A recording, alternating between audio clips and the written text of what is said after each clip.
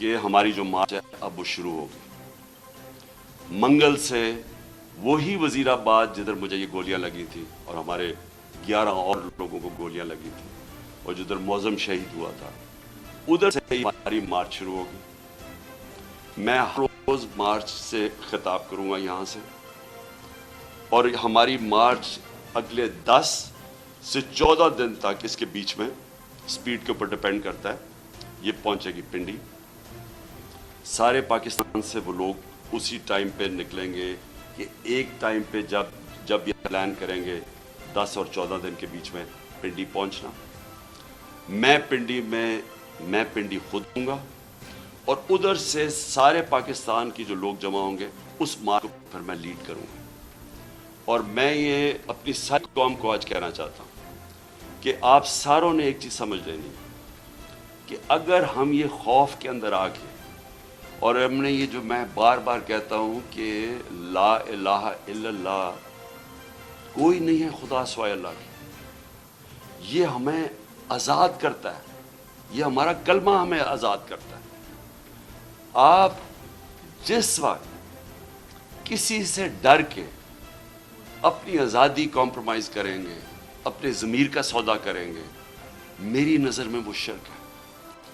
یہ ساری قوم کے لیے ہمیں اب اس وقت سب کو یہ اپنا خوف ہٹانا چاہیے اور بتانا چاہیے کہ ہم انسان ہیں، ہم بھیڑ بکریاں نہیں ہیں. ہم یہ قوم پاکستان ایک بڑی خواب کا نام ہے اور ہم یہ اس طرح کی جو حرکتیں ہو رہی ہیں پاکستان میں اور جس نے ملک کا سارا پوٹینشل ختم کر دیا ہے کہ ہم آج بیکاریوں کی طرح دنیا میں پھر رہے ہیں، اس کی یہ وجہ نہیں ہے کہ یہاں وسائل نہیں ہیں، اس کی وجہ یہ ہے کہ یہاں انصاف ہی نہیں ہے، اس کی وجہ یہ ہے کہ یہاں رول آف لا نہیں ہے. اور اس لیے یہ وقت ہے حقیقی آزادی لینے کے لیے. آپ میرے ساتھ سب آئیں، سارے پہنچیں. جب میں انشاءاللہ پنڈی سے شروع کروں گا اپنی پارٹی کو جوائن کروں گا. اور ایف آئی آر کیوں نہیں رجسٹر کروا پائے؟ کیونکہ وہ کہتے ہیں جی پرائم منسٹر کے خلاف تو ٹھیک ہے ہم تیار ہیں، انٹیریئر منسٹر کے لیے بھی ہم تیار ہیں، لیکن وہ جو army officer major general Faisal ہے اس کی نہیں آپ ایف آئی آر کٹوا سکتے. تو میں سب سے پہلے تو اپنی قوم سے اور اپنے لوگوں سے، اپنی سارے انصاف کے نظام سے جو جانتے ہیں پاکستان کا آئین کیا ہے، میرا تو سب سے بڑا سوال یہ ہے کہ کیا پاکستان میں کوئی ایسے لوگ ہیں جو قانون سے اوپر ہیں کہ وہ یعنی اس ملک کا قانون کو اپلائی نہیں کرتا؟ کیا یہ ہمارے آئین کے اندر یہ اجازت دیتا ہے؟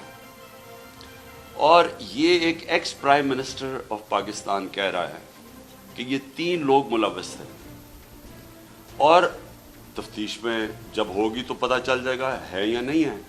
لیکن یہ تو میرا رائٹ ہے، یہ میرا حق ہے کہ مجھے پتا تھا کون اس میں ملوث ہے، میں چاہتا ہوں ان کی انویسٹیگیشن ہو، میں ان کے اوپر ایف آئی آر کٹوانا چاہتا ہوں. یہ کیسے ہو سکتا ہے کہ آگے سے ہماری اپنی پولیس، پنجاب گورنمنٹ کے نیچے، وہ کبھی کوئی وجہ دے دیتے ہیں، پھر سیدھے کئی کہتے ہیں جی اگر آپ نے کروانا تو ہمیں ہٹا کے کسی اور کو اس عہدے پہ بٹھائے جو کہ یہ ایف آئی آر کاٹے. تو میرا سارا یہ جو حقیقی آزادی کا جو مارچ اور یہ جو 26 سال پہلے انصاف کی تحریک چلائی تھی، اس کا مقصد کیا ہے؟ باٹم لائن ایک ہے اس کی کہ کبھی معاشرہ نہ آزاد ہوتا ہے نہ خوشحال ہوتا ہے جدھر قانون کی حکمرانی نہیں ہوتی. اور قانون کی حکمرانی کا مطلب سارے لوگ قانون کے نیچے جو ہر مہذب معاشرے میں ہوتے ہیں. T20 ورلڈ کپ کے سپر 12 مرحلے میں پاکستان نے بنگلہ دیش کو شکست دے کر سیمی فائنل کے لیے کوالیفائی کر لیا. T20 ورلڈ کپ کے سپر 12 مرحلے میں پاکستان اور بنگلہ دیش نے اپنا آخری میچ کھیلا. بنگلہ دیش نے پاکستان کے خلاف ٹاس جیت کر پہلے بیٹنگ کرنے کا فیصلہ کیا. بنگلہ دیش نے 8 کھلاڑیوں کے نقصان پر 127 رنز بنائے اور پاکستان کو جیت کے لیے 128 رنز کا ہدف دیا. پاکستان نے 19ویں اوورز میں 5 وکٹوں کے نقصان پر 128 رنز کا ہدف حاصل کر لیا. شاہین شاہ افریدی کو پلیئر آف دی میچ قرار دیا گیا. انہوں نے 4 کھلاڑیوں کو آؤٹ کیا. پاکستانی اوپنر محمد رضوان 32 گیندوں پر 32 رنز بنا کر آؤٹ ہوئے. तो बाबर आजम 33 गेंदों पर 25 रन बनाकर पवेलियन लौट गए। मोहम्मद नवाज ने 11 गेंदों पर 4 रन बनाए और रन आउट हो गए। बांग्लादेश ने इनिंग्स का आगाज अच्छा किया, ताहम 21 रन पर पहली विकेट गिर गई। लिटन दास 10 रन बनाकर शाहीन अफरीदी की गेंद पर कैच आउट हो गए। बांग्लादेश की दूसरी विकेट 73 के मजमूई स्कोर पर गिरी, जबकि सूमिया सरकार 17 गेंदों पर 20 रन बनाकर शादाब खान की गेंद पर कैच आउट हुए। पाकिस्तान की जानिब से शाहीन शाह अफरीदी ने 4, शादाब खान 2, जबकि इफ्तिखार अहमद और हारिस रऊफ ने एक एक विकेट हासिल की।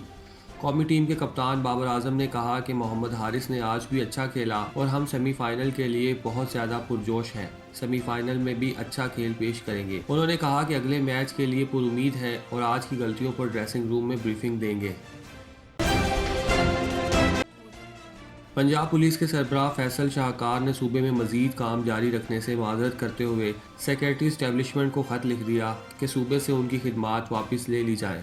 IG पंजाब फैसल शाहकार ने सेक्रेटरी एस्टेब्लिशमेंट को खत लिखा, जिसमें उन्होंने ज़ाती वजूहात का जिक्र किया।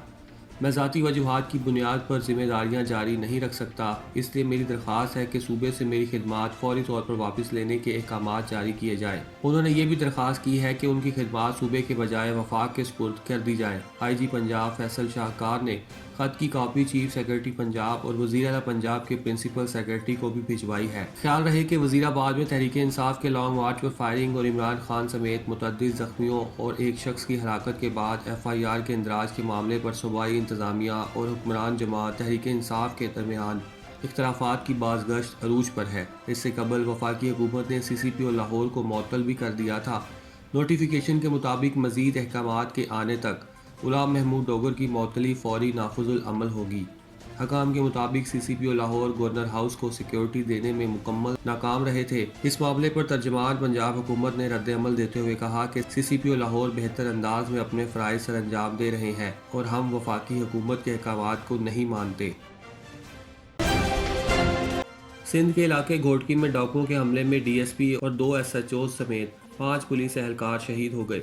घोटकी में रौंती कच्चे के इलाके में पुलिस और डाकुओं के दरमियान फायरिंग का तबादला हुआ, जिसमें DSP ओबाड़ो, SHO खेंचो और SHO मीरपुर माथीलो शहीद हो गए, जबकि दीगर 5 पुलिस एहलकार भी डाकुओं की फायरिंग से शहीद हुए। पुलिस के मुताबिक डाकुओं ने 8 पुलिस एहलकारों को यरगमाल बना लिया था और चंद रोज कबल ओबाड़ो से 3 अफराद को डाकुओं ने अगवा भी कर लिया था। मगवियों की बाजियाबी के लिए पुलिस की जानिब से टारगेटेड ऑपरेशन किया जा रहा था। DIG सक्कर जावेद जिस्कानी के मुताबिक मगवियों की बाजियाबी के लिए कच्चे में ऑपरेशन के लिए पुलिस कैंप कायम किया गया था, जिस पर 150 से ज्यादा डाकुओं ने पुलिस कैंप पर हमला किया। उन्होंने कहा कि पुलिस की भारी नफरी कच्चे में रवाना की है और कच्चे के इलाके में मगवियों की बाजियाबी के लिए ऑपरेशन जारी है।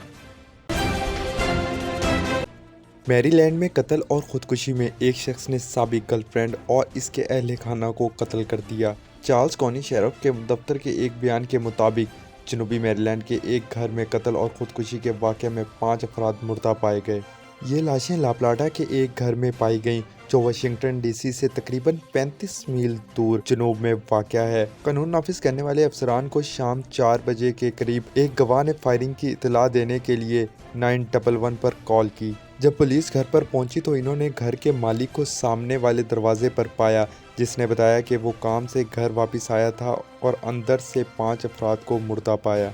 पुलिस ने बताया कि इब्तदाई तहकीकात से मालूम हुआ है कि 28 साला आंद्रे सेल्स के नाम से एक मुश्तबा शख्स घर में आया और इसने खुद को गोली मारने से पहले 4 अफराद को कत्ल कर दिया, जिसे जाए वक़ुआ से बरामद कर लिया गया। हुकाम ने बताया कि मुतासरीन की शिनाख्त इसकी साबिका गर्लफ्रेंड 21 साला सारा मान, 48 साला माँ सोमाली मान और इसके छोटे भाई 18 साला काईमान के तौर पर हुई। चौथे मकतूल की शिनाख्त 23 साला जेवन वाटसन के नाम से हुई, ताहम इसका दीगर मुतासरीन से ताल्लुक वाज़ेह नहीं है।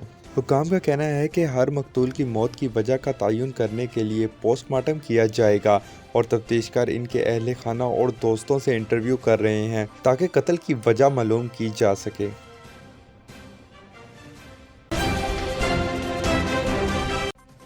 चांदनी चौक पर आएं, घर जैसा खाना खाएं।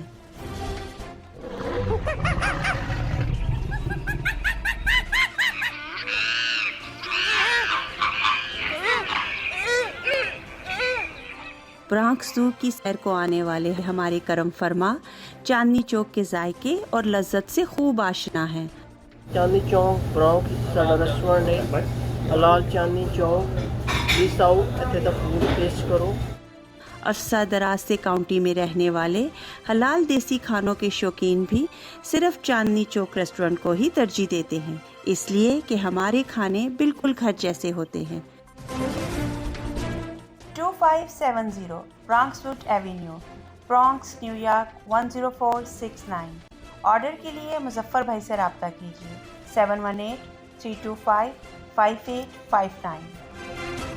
चांदनी चौक पर आएं, घर जैसा खाना खाएं।